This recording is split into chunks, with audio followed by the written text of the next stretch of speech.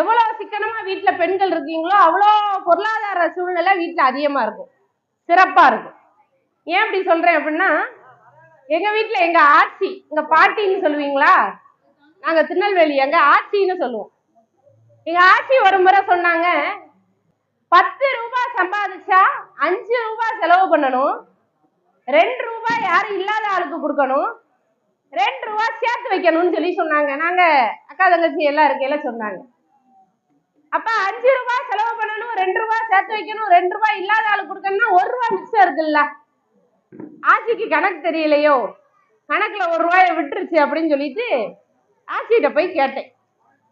5 ரூபாய் செலவு பண்ணணும், 2 ரூபாய் சேர்த்து வைக்கணும், 2 ரூபாய் இல்லாத ஆளுக்கு கொடுக்கணும்னு. 1 ரூபாய் என்ன செய்யணும்னு சொல்லலையே, மறந்துட்டியான்னு கேட்டேன். இல்ல அப்புறமா சொல்லுதேன்ட்டா.